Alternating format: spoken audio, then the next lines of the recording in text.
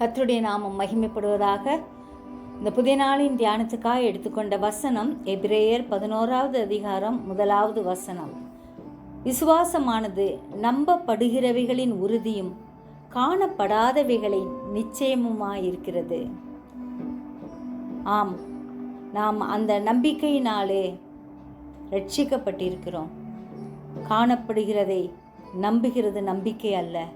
ஒருவன் தான் காண்கிறதை நம்ப வேண்டுவதென்ன என்று ரோமர் 8:24 வாசிப்பது போல காணப்படாதவைகளை நாம் காண்போம் என்ற விசுவாசத்தின் நிச்சயத்தோடு முன்னேறுவோம்.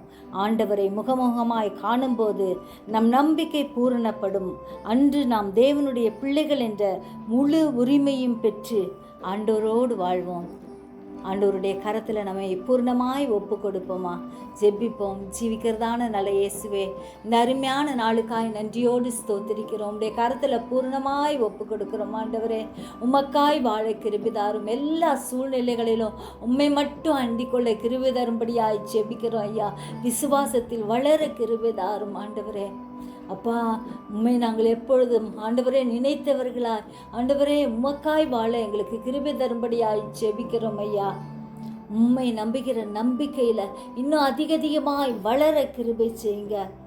அநேகரை ஆண்டவரே உம்முடைய ராஜ்யத்துக்குள் கொண்டு வர எங்களை தகுதிப்படுத்துங்க.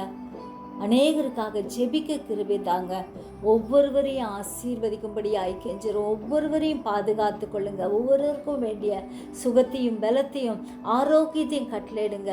கிருபை சூழ்ந்து கொள்ளட்டும். எங்களையே பெருமையாக்கி உங்களுடைய கருத்தில் ஒப்பு கொடுக்கிறோம். ஆண்டவரே, சிறியோர் முதல் பெரியோர் வரை அனைவரையும் பாதுகாப்பீராக, வழி நடத்துவீராக. இயேசுவின் மூலம் ஜெபங்கேளும் பிதாவே, ஆமென்.